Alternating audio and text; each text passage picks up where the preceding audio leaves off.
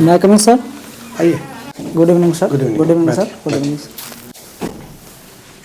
ठीक है, कंफर्टेबल है? यस ठीक है, आप अपने बारे में बताइए। सर। मैंने 10th और 12th की पढ़ाई बिहार स्कूल एग्जामिनेशन बोर्ड से किया है। मैंने ग्रेजुएशन बनारस हिंदू यूनिवर्सिटी बनारसी से ज्योग्राफी विषय में किया है। सर मेरा हॉबी सेल्फ इम्प्रूवमेंट से संबंधित किताबों को पढ़ना है। और सर मेरा बीपीएससी में यह पहला अटेम्प्ट है। तो ये किस टाइप के बुक्स आपने सेल्फ इम्प्रूवमेंट कौन कौन सी बुक्स आपने पढ़ी है अभी? सर मैंने हाल ही में इकिगाई पुस्तक पढ़ी है। उसके पहले मैंने एटॉमिक हैबिट्स पढ़ी थी। उसके बाद attitude is everything, the monk who sold his Ferrari, PTC. ठीक है, आपने the monk who sold his Ferrari पढ़ा है आपने? Yes. क्या है मैसेज उसमें? सर इसको रॉबिन शर्मा जी ने लिखा है। इसमें बेसिकली जो कॉर्पोरेट लाइफ है, उसके लॉयर जूनियर मेंटल हैं, वो जैसे मनी तो बहुत बनाए हैं लेकिन वो लाइफ में खुश नहीं है। तो इसको लेकर सर कि लाइफ में कैसे हेल्दी रहना है और दूसरे चीज़ों को प्रायोरिटी को कंपैशन ये सब डेवलप करने के लिए सर। नहीं, ये तो जनरल स्टेटमेंट है। आप कुछ ऐसा कुछ खास बताइए जो उस बुक पे है। सर जैसे जूनियर मेंटल इंडिया आते हैं, हिमालय में जाते हैं और हिमालय में उनको योगी से शिक्षा मिलती है। नहीं, तो कहानी नहीं चाहिए ऐसा कुछ जो सेल्फ इम्प्रूवमेंट से लिंक्ड है डायरेक्टली। सर उसमें एक फेबल के माध्यम से 7 चीज़ों के बारे में बताया गया है, जिसमें पहला एक गार्डन की बात वो करते हैं। कहानी नहीं चाहिए सर, बता रहे हैं सर। गार्डन को वो माइंड से कंपेयर किए हैं कि जिस तरह से माली गार्डन को हमेशा देख रेख करता है और उसमें अगर कोई घास उत्पन्न हो जाती है तो उसको निकालता है, उसी तरह से हमारा माइंड है। हमको कंस्टेंटली सेल्फ अफर्मेशन के द्वारा नेगेटिव थॉट्स को निकालने चाहिए। सर ये है। दूसरा सर उसमें लाइट हाउस की बात किए हैं। लाइट हाउस का मतलब हमें लाइफ में हमेशा एक गाइडिंग फोर्स होना चाहिए। हमें गोल्स सेट करने की प्राइमेसी को बताए हैं।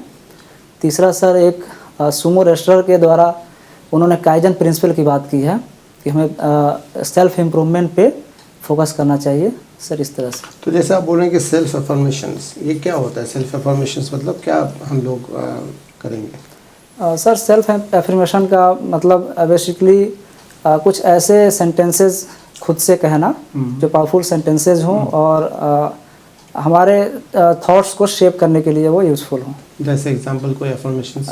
जैसे सर कह सकते हैं कि I have cleared BPSC, I have cleared BPSC. Yes sir, ये भी एक हो सिविल सर्वेंट, ऐसा है सर। कुछ ऐसा ही है। अच्छा, मान लीजिए अगर मैं बोलता रहता हूँ कि I am a civil servant, I have cleared BPSC, तो इससे क्या होगा? हो जाएगा सिलेक्शन? सर इससे सिलेक्शन नहीं होगा, बट कुछ हद तक एक मेंटल क्लैरिटी आ सकती है। हमारा एटीट्यूड और थॉट प्रोसेस उस तरह से हो सकता है। और ये भी हो सकता है कि हमको पढ़ने के लिए ज़्यादा मतलब हम उसके तरफ ज़्यादा अट्रैक्टेड नहीं, मेरा कहने का मतलब आप ग्रेजुएट नहीं है मान लीजिए। Yes sir. ठीक है ना, आप एग्ज़ाम दे ही नहीं सकते। यस। और आप कह रहे हैं कि I have cleared civil service, I have cleared BPSC. Yes. क्या होगा इससे? ये अफर्मेशन से तो है। यस। सेल्फ अफर्मेशन है। यस। तो ये कितना लॉजिकल है, कितना साइंटिफिक है? सर सेल्फ अफर्मेशन हम तब करते हैं जब हमको वो चीज़ नियर फ्यूचर में करना हो। तो जैसे अगर हम बोलेंगे कि I have cleared civil services, तो ये हमको तब बोलना है जब अगर हम प्रिपरेशन फेज में हैं, तब बोल सकते हैं सर। इससे एग्ज़ाम निकलने की कोई गारंटी नहीं होती है, बट थॉट प्रोसेस में क्लैरिटी के लेवल पे कुछ हेल्प मिल सकती है। उससे ज़्यादा सर काम तो करना ही होगा। एक तो सबसे बड़ी चीज़ है, एक तो लेना ही पड़ेगा, लेकिन सर एक थॉट प्रोसेस पे थोड़ा सा क्लैरिटी आने के लिए सेल्फ इम्प्रूवमेंट। अच्छा, एटॉमिक हैबिट्स में ऐसा कुछ बोला गया है कि जिससे कि आपको पता चल जाएगा कि आपका हैबिट फॉर्म होगा या नहीं होगा? ऐसा कौन सा शब्द है वहाँ पे यूज़ किया गया है? सॉरी सर, मैं एग्जैक्ट समझ नहीं पा रहा हूँ। क्या पढ़ा आपने एटॉमिक हैबिट्स में? सर एटॉमिक हैबिट्स में बेसिकली जो जेम्स क्लियर हैं वो बताते हैं कि छोटे छोटे आदतों से हम बड़े रिजल्ट्स पा सकते हैं। दूसरा सर वो गोल सेटिंग से ज़्यादा स्ट्रॉन्ग सिस्टम बिल्ड करने की बात करते हैं। और तीसरा वो अच्छा ठीक है, आप ये बताइए कि कई लोग होते हैं कि जैसे फर्स्ट ईयर न्यू ईयर उसमें रेजोल्यूशन बनाते हैं। Yes sir.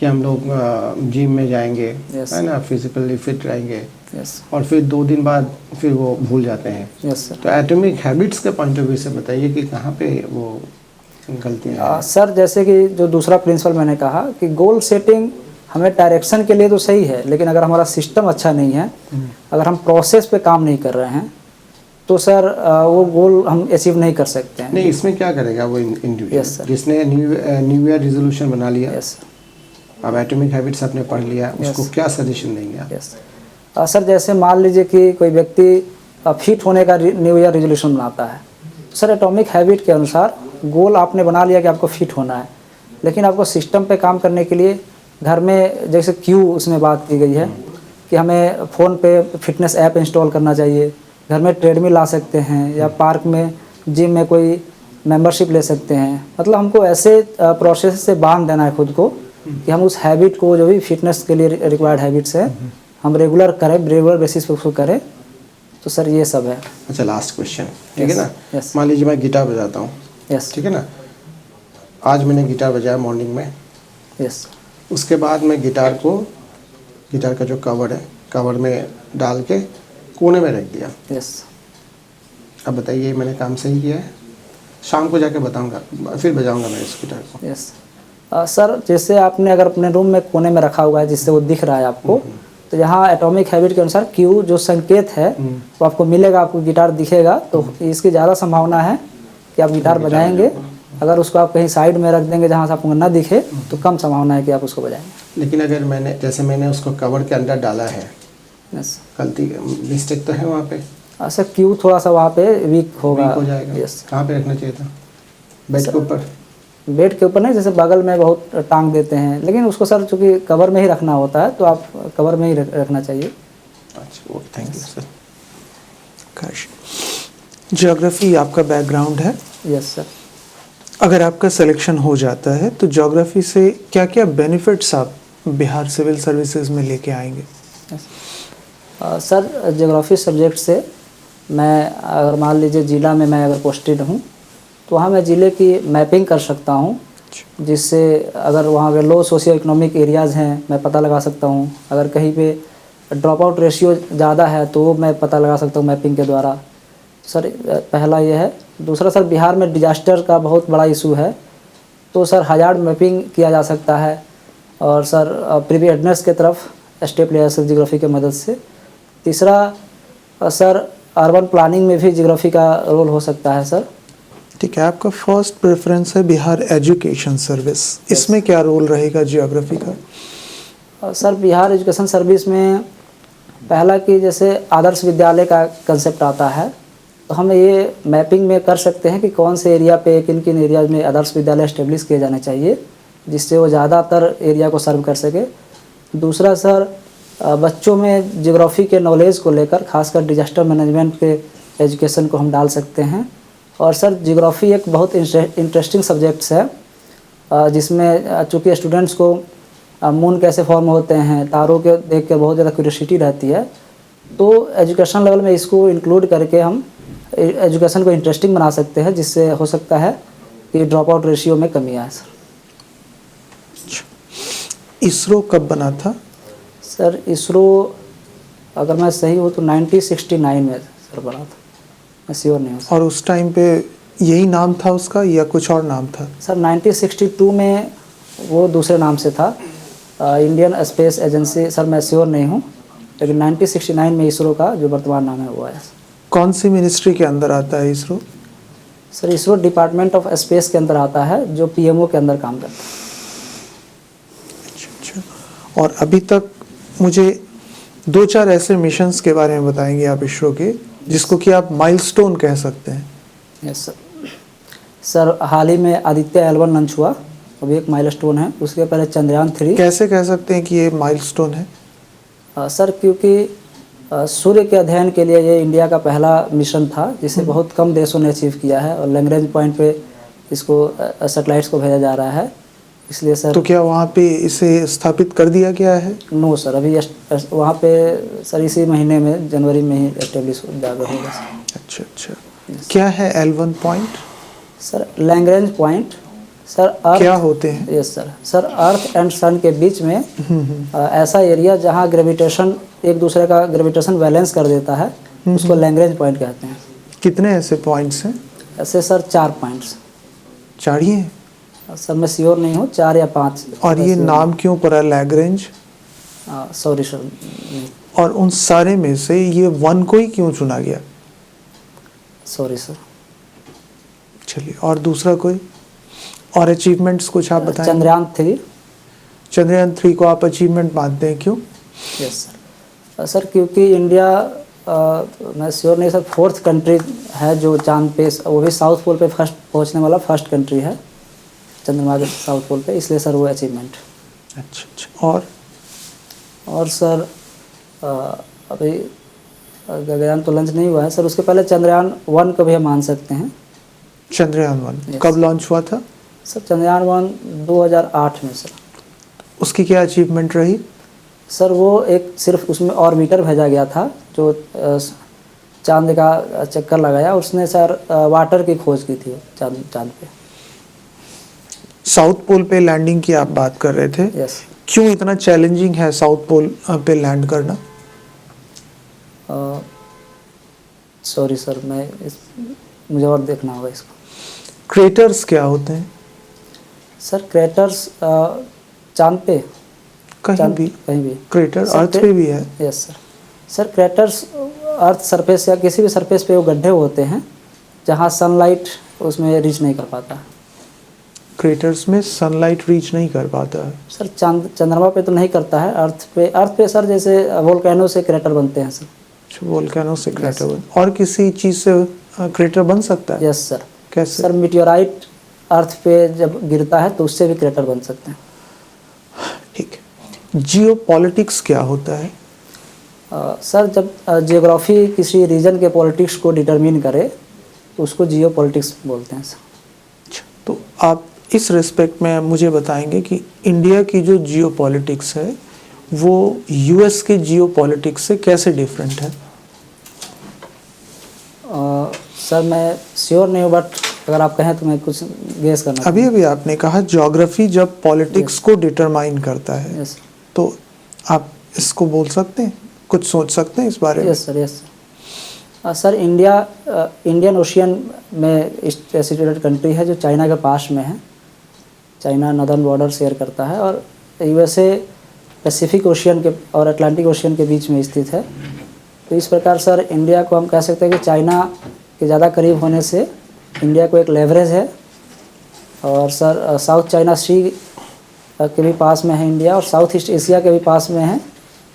तो ये बेनिफिट्स है हमारा या ड्रॉबैक है sir as compare to US geopolitics? Sorry sir, मैं इस पे उतना श्योर नहीं। Okay sir. ये आप सिर्फ इंग्लिश बुक सेल्फ इम्प्रूवमेंट के लिए पढ़ते हैं कि कुछ और पढ़ते हैं? सर सिर्फ मैं इंग्लिश ही पढ़ता हूँ सर। हिंदी बुक्स में नहीं है? सेल्फ इम्प्रूवमेंट के बात हिंदी में नहीं कहा गया है? सर है, हिंदी में भी है सर। क्या है? सर हिंदी में जैसे हमारे यहाँ माइथोलॉजी में भी बहुत सारे सेल्फ इम्प्रूवमेंट रिलेटेड है, जैसे गीता में भी है सर।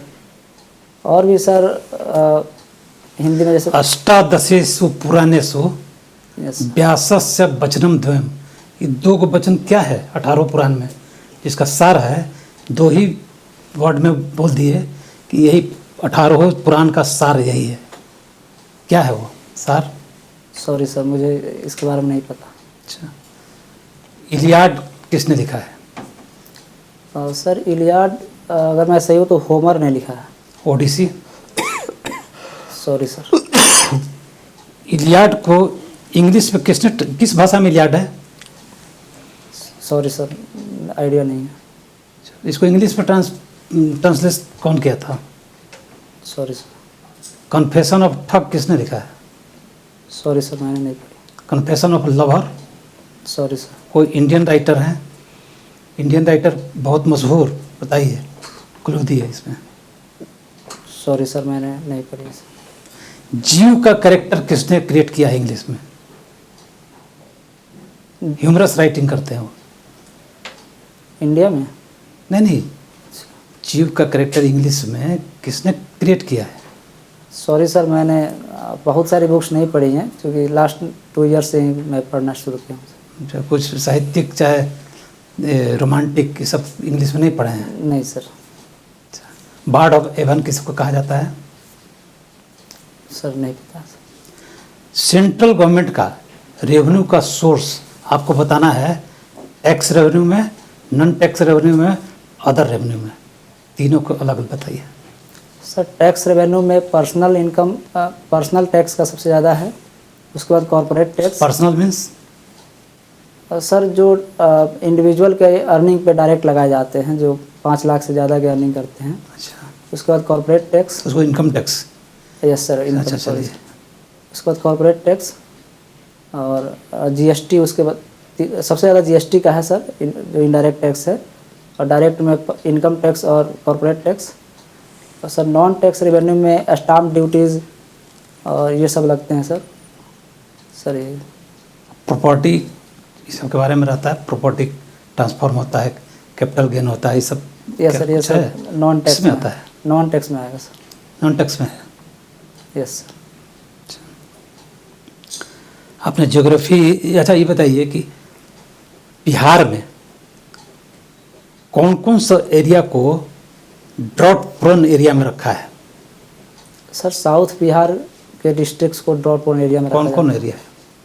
सर मगध क्षेत्र में गया, औरंगाबाद, नवादा का एरिया, जमुई, मुंगेर, बांका, ये सब एरिया। और कैमूर, सासाराम, ये सब नहीं यस है? Sir, Kaimur area. उन एरिया में, ड्रॉट प्रोन एरिया में सेंट्रल गवर्नमेंट कुछ ऐड देती है स्कीम चलाने के लिए, और स्टेट भी लगाता है, तो क्या उस स्कीम में परसेंटेज क्या रहता है दोनों का? कितना कितना परसेंट कौन लगाता है? सॉरी सर, मुझे नहीं आइडिया है सर। अच्छा, ये आपका बिहार में गंगा नदी बक्सर में इंटर करती है, यस कहलगांव के पास निकल जाती है। यस। इस पर कौन कौन से पुल बना हुआ है, उसका नाम क्या है पुलों का? सर वर्तमान में 7 पुल ऑपरेशनल हैं, जिसमें एक जेपी पुल है। एक तरफ से चलिए, एक सर तरफ मैं से सातों बक्सर, का नाम सर नहीं बता पाऊँ। ठीक है कोई बात नहीं है, एक तरफ से चलिए, बीच में इंटर मत कीजिएगा, एक तरफ से चल के लास्ट चले जाइए। सर 7 पुल का नाम मुझे नहीं पता है सर, 3-4 ही नाम। अच्छा बताइए। जो सर एक जेपी सेतु है, गांधी सेतु। जेपी से तो कहाँ पर है? सर जेपी सेतु पटना के पश्चिम में है सर। अच्छा, एक गांधी सेतु, एक राजेंद्र सेतु जो मोकामा के पास है, और सर इतना ही। भोजपुर में है कोई? यस सर, भोजपुर में भी है। कौन सा सेतु है? सर एक कुंवर सेतु, सर मैं श्योर नहीं हूँ सर। अच्छा, सोन नदी पे कौन कौन सेतु है? Sorry sir. आप फ्लड एरिया, फ्लड जहाँ आता है वहाँ पर पोस्टिंग किया गया आपको, यस। तो 2 तैयारी आपको बताना है, फ्लड आने से पहले का, फ्लड आने के बाद का, क्या क्या तैयारी कीजिएगा?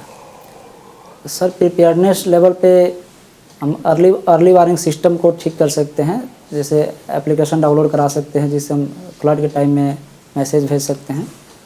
और सर फ्लड के टाइम में हम वहाँ पे प्रिपेयर्डनेस लेवल पंचायत का मदद लेके और वॉलंटियर्स को इकट्ठा करके सर रेस्क्यू ऑपरेशंस के लिए एफर्ट लगा सकते हैं।